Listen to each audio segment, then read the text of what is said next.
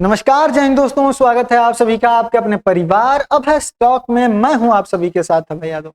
साथियों, ये भिखारी पाकिस्तान कटोरा लेके अब तक भीख मांगता था लोगों के सामने। अब ये नया धंधा अपना लिया है। भीख मांगने से इसका पेट नहीं भर रहा है तो अब ये चोरी पर उतर आया है। जी हाँ साथियों, अब ये जासूसी कर रहा है और अन्य देशों की नहीं, अपने ही मित्र राष्ट्र कहा जाए, मतलब उतनी घनिष्ठ तो मित्रता नहीं है लेकिन उसके बावजूद भी बहुत ज्यादा सहायता करता है रसिया इसकी। तो यह रसिया की ही जासूसी कर रहा था।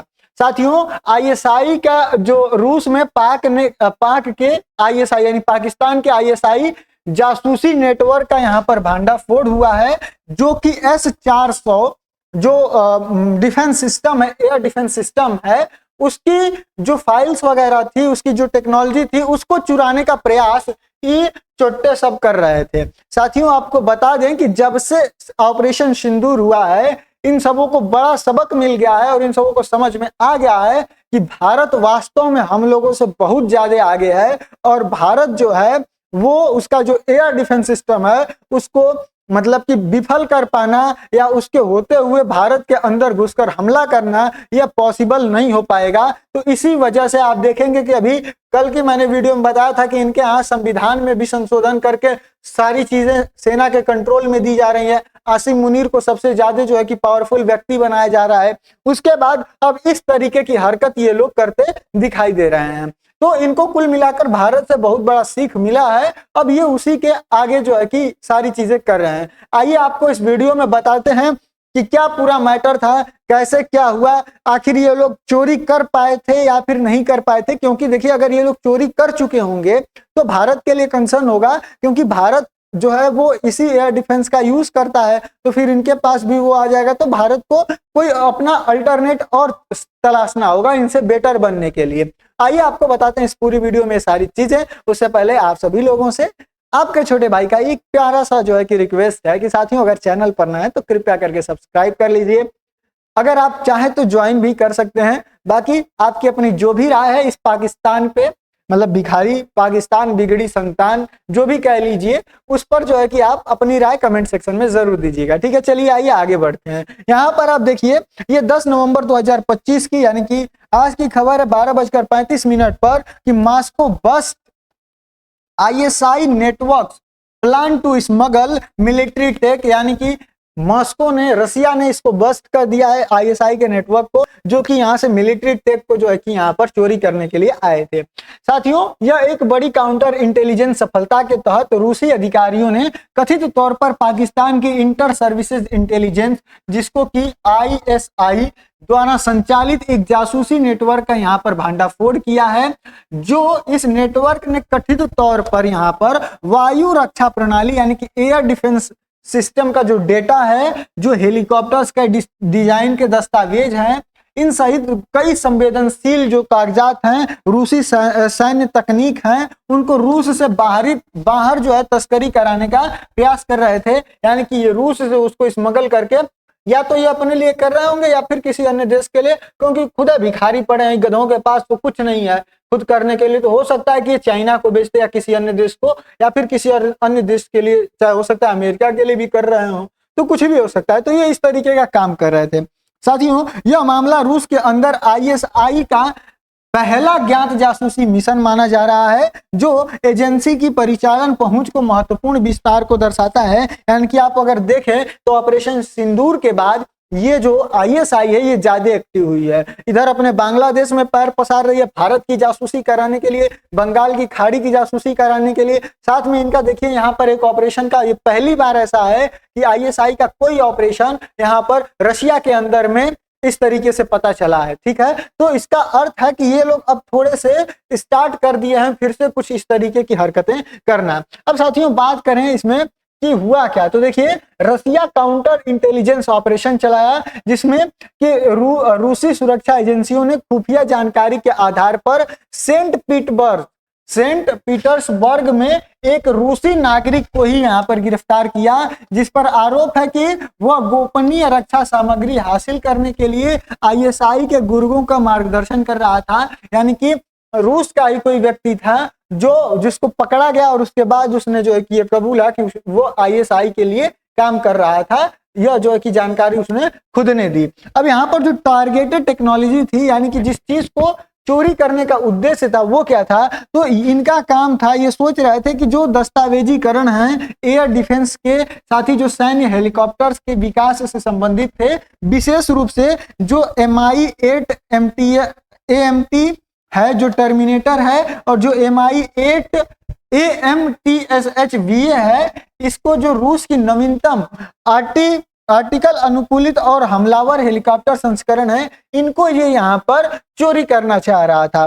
साथियों, ये हेलीकॉप्टर उन्नत नेविगेशन से, इंसुलेशन से, हीटिंग सिस्टम से और लंबी दूरी के ईंधन टैंकों से लेस हैं, जो विषम परिस्थितियों में भी संचालन करने की अनुमति देते हैं। यानी कि इतने एडवांस जो हैं ये हेलीकॉप्टर्स हैं कि कोई भी परिस्थिति होगी तो वो इसमें सर्वाइव कर जाएंगे, चाहे बहुत ऊंचाई पर जाना हो, चाहे बहुत ही जो है कि लो करके उड़ना हो, तो ये सारी चीजें जो है कि ये करने में सक्षम थे, लंबी दूरी तक ये जा सकते थे। तो ये जो सारे दस्तावेज थे इनके डिजाइन के, इनके उपकरणों के, वो ये ISI वाले, इस चुट्टे पाकिस्तान वाले इसको चुराना चाह रहे थे। साथियों, ये डेटा रूसी निर्मित प्रणालियों के नकल करने या फिर उनका मुकाबला करने में मदद कर सकता है। यानी कि सोचिए, अगर ये चोरी हो जाता तो ये हमें, मतलब इसकी तो औकात है नहीं, कुल मिला जुला कर मुझको, आप सभी लोगों को पता है। अब क्या कहते हैं, पाकिस्तान के बस का नहीं है कि ये चुरा भी लेता तो इसको विकसित कर पाता।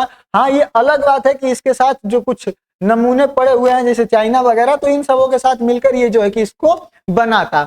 अब साथियों, बात करें कि काम करने का ढंग क्या था, इसको किया कैसे जा रहा था, तो देखिए ISI नेटवर्क ने कथित तौर पर विदेशों में भेजने के लिए ब्लूप्रिंट तकनीक, विनिर्दिष्ट और वर्गीकृत अनुसंधान फाइल हासिल करने के लिए रूस के ही जो लोग हैं, कुछ रूस के ही होंगे गद्दार, जैसे भारत में भी बहुत कुत्ते ऐसे पड़े हुए हैं जो गद्दार हैं, जो भारत की सरजमी में रहते हैं, भारत का खाते हैं, लेकिन भारत से ही गद्दारी करते हैं। उस तरीके से कुछ यहाँ भी रहे होंगे, तो उन लोगों का ही ये यूज कर रहा था। साथियों, गिरफ्तारी रूसी नागरिक की कथित तौर पर इस गिरोह का हिस्सा था और अधिकारियों को संदेह है कि ISI का मुख्य उद्देश्य पाकिस्तान के स्वदेशी रक्षा क्षमताओं को बढ़ाने के लिए वायु रक्षा तकनीक के उत्पादन के इस्तेमाल में होने वाले जो डिजिटल या कागजी दस्तावेजीकरण है उसकी तस्करी करना था। यानी कि उसी ब्लूप्रिंट या फिर जो भी कहिए दस्तावेज वगैरह, उसी को चुराना इनका मकसद था। ये इनके पिछले प्रयासों की बात करें तो देखिए, इकोनॉमिक्स टाइम्स में ने लिखा है कि यह रूसी वायु रक्षा प्रौद्योगिकी की तस्करी ISI के पिछले प्रयासों के बाद हुआ। हालांकि उस पूर्व घटना का रिपोर्ट जो है वो विस्तार से उल्लेख नहीं किया गया। यानी कि जो पीछे ऐसी जानकारी निकली थी उसका यहाँ पर कोई उल्लेख नहीं किया गया था विस्तार पूर्वक। अब साथियों, बात करें इसके सामरिक संदर्भ की, तो देखिए रूस की तकनीकी जो सुरक्षाएं हैं उसकी चिंताएं हैं। अब देखिए, रूस उन्नत रक्षा उत्पादन में वैश्विक अग्रणी है, इसके जो डिफेंस सिस्टम है वो बहुत ही एडवांस है और भारत ने भी ले रखा है। आप सभी को पता है कि भारत के पास भी यहाँ पर S-300 S-400 मिसाइल जो रक्षा प्रणाली है, जो सुखोई विमान है, MI के जो क्या कहते हैं इसकी श्रृंखला के जो हेलीकॉप्टर्स हैं, ये निर्यात करता है और भारत इसको लेता है। साथियों, चोरी का यह प्रयास चल रही भू राजनीतिक प्रतिद्वंदियों के बीच प्रौद्योगिकी लीकेज, रिवर्स इंजीनियरिंग और औद्योगिक जासूसी के बारे में मॉस्को की चिंता को रेखांकित करता है। यानी कि अगर इसके डॉक्यूमेंट्स चोरी हो जाते हैं तो हो सकता है कि इसकी रिवर्स इंजीनियरिंग की जाए, और पाकिस्तान का सबसे अच्छा जो पापा है वो चाइना है, इसलिए ये चाइना को देगा, और चाइना रिवर्स इंजीनियरिंग में मास्टर है। वो अमेरिका के F-35 का भी जो है कि यहाँ पर रिवर्स इंजीनियरिंग करके बना दिया, तो ये तो किसी भी चीज का कर पाएगा, और यहाँ पर जब दस्तावेज वो पा जाएगा तो और आसानी से उसको जो है कि कर लेगा। साथियों, दूसरी बात करें अगर पाकिस्तान के जो स्पोइंग एम्बिशन की, तो देखिए रूस के अंदर ISI की गतिविधियां पाकिस्तान की खुफिया और प्रौद्योगिकी अधिकरण की क्षमताओं में वृद्धि का संकेत देती हैं। यह पाकिस्तान की रणनीति की मंशा को दर्शाता है, यानी कि भारत के साथ अपने तकनीकी अंतर को कम करना चाहता है। रूसी मूल्य की प्रणालियों का ज्ञान प्राप्त करना, विशेषकर इसलिए क्योंकि भारत की कई रूसी प्लेटफॉर्म का संचालन करता है, गुप्त तरीकों से अपने घरेलू रक्षा उद्योगों को मजबूत करना चाहता है।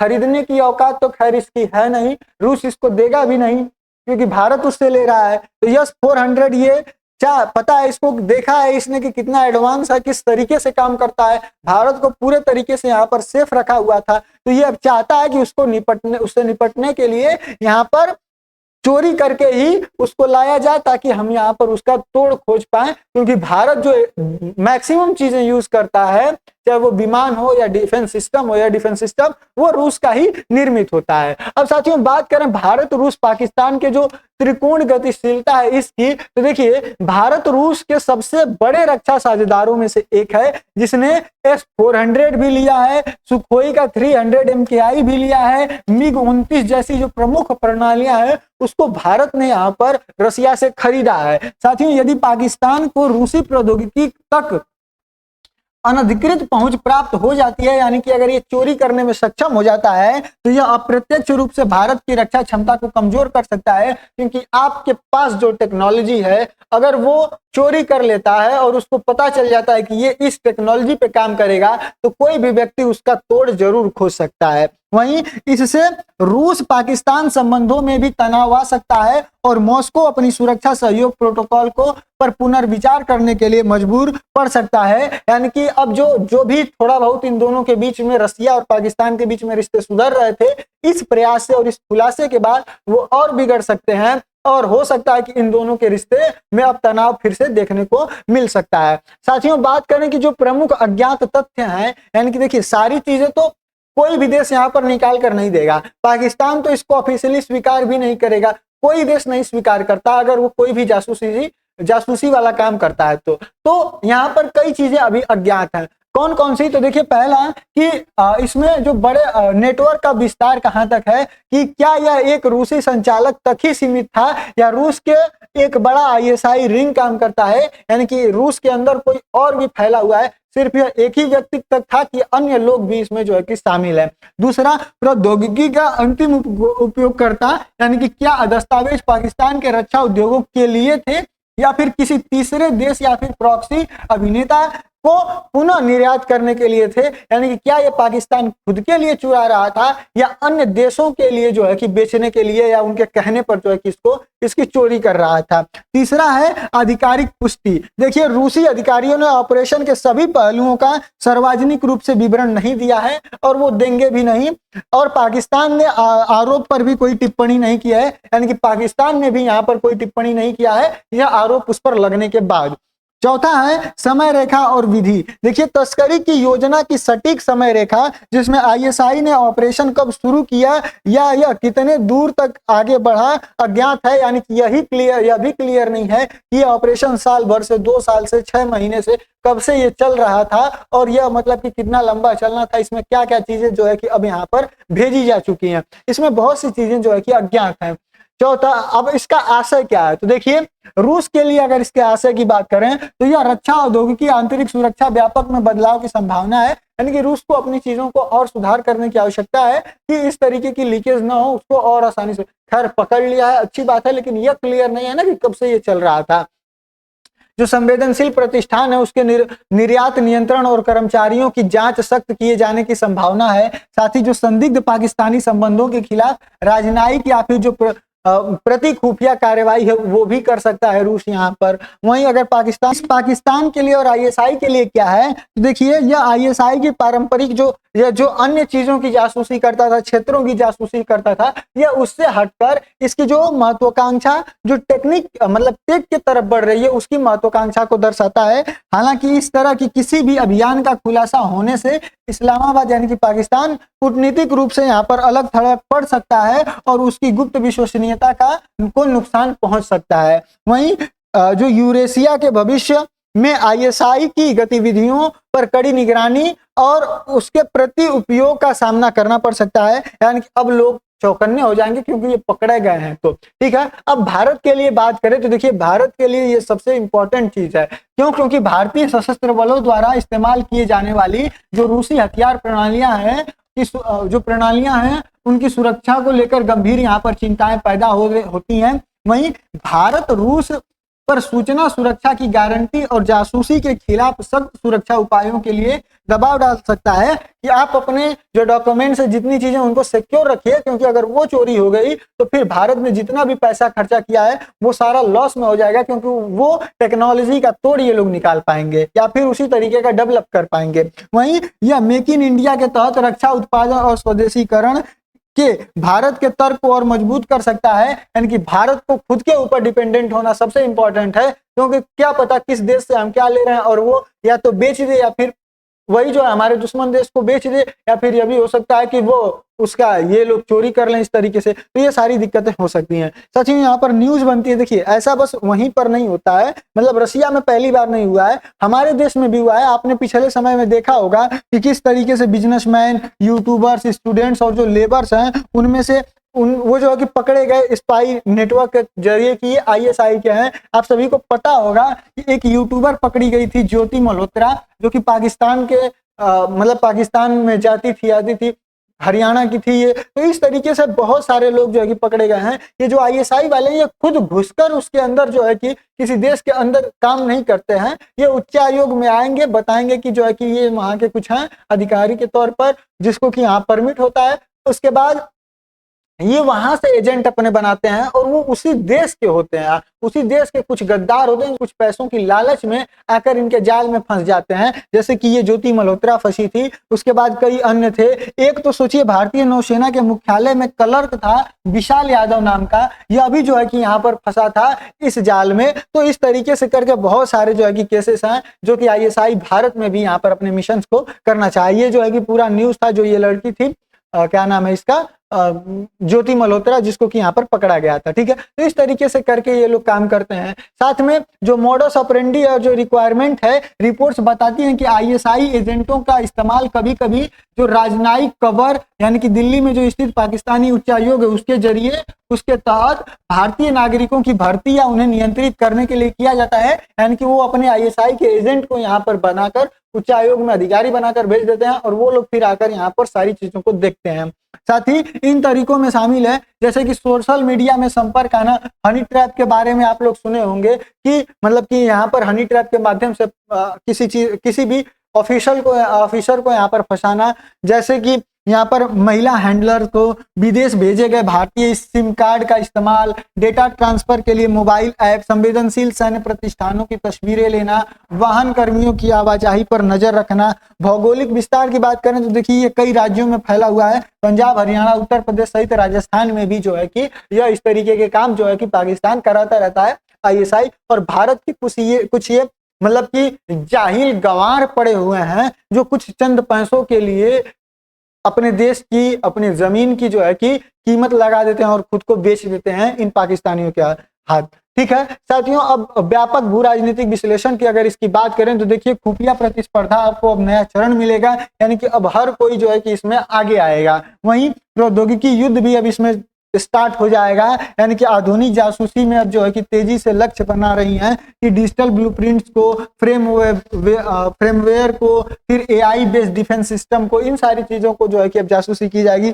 Software controlling radar, navigation, missile guardians, जो मतलब अब ये जो एडवांस टेक्नोलॉजी आई है अब उसकी जो है कि जासूसी करने की यहाँ पर चीजें स्टार्ट की जा रही हैं। साथियों, रूस पाकिस्तान संबंधों पर अब इसका क्या प्रभाव पड़ेगा तो देखिए अब ये हो सकता है कि इन दोनों के बीच जो सुधर रहे थे रिश्ते अब और बिगड़ जाएं। वहीं क्षेत्रीय तरंग प्रभाव की बात करें तो देखिए भारत अपनी कमजोरियों को कम करने के लिए अब हो सकता है कि अब ये तो पता नहीं ना है कि कितने दिन से ये मिशन चल रहा था, कोई जानकारी लीक हुई है या फिर नहीं हुई है, तो भारत को भी अब यहाँ पर चिंता होगी। तो अब रूस से लीक हुई है तो भारत को उसका कुछ अल्टरनेट खोजना होगा और अन्य देशों में या मतलब पश्चिम के देशों पर अपनी जो रक्षा प्रणालियां शिफ्ट करनी होंगी, वहां से खरीदना होगा, तो अल्टरनेट देखा जा सकता है। पांचवा है कि काउंटर इंटेलिजेंस नेटवर्क के लिए मिसाल है, यानी कि यह मामला रूस और उसके सहयोगियों को जासूसी विरोध समन्वय बढ़ाने के लिए प्रोत्साहित कर सकता है, यानी कि जो रूस के साथ मिलकर काम करने वाले देश हैं उनको यहाँ पर प्रोत्साहित कर सकता है कि वो लोग मिलकर इस तरीके की जासूसी को रोकें और अन्य देशों के भी रक्षा कर्मियों और आपूर्ति श्रृंखलाओं के लिए आंतरिक जांच प्रतिक्रियाओं की समीक्षा कर सकता है, यानी कि अन्य देश भी अपने यहाँ जो है अपने अंदर देखें, अपने डिफेंस जो भी उनकी श्रृंखला है, जो भी उनके सेना के कर्मचारी हैं, उनको देखें कि कोई इस तरीके का कार्य तो नहीं कर रहा है। साथियों, उम्मीद कर रहा हूं इस बेहाल अब क्या क्या बोलूं, उसको बहुत कुछ शब्द होता है लेकिन बोलते नहीं है।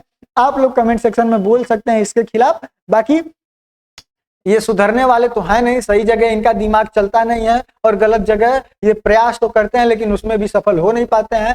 खैर इनका यही हाल रहेगा जब तक ये लोग सुधरेंगे नहीं। कोई ऐसा नहीं आएगा जिसकी की नीति साफ हो, जिसके मतलब नीयत साफ हो, तब तक पाकिस्तान का यही हाल रहने वाला है। ठीक है, बाकी उम्मीद कर रहा हूँ आपको सारी चीजें पता चल गई होंगी, इनकी चोरी कैसे, ये क्या क्या करने वाले थे। अब मिलेंगे अगली वीडियो में किसी और टॉपिक के साथ, तब तक के लिए जय हिंद जय भारत।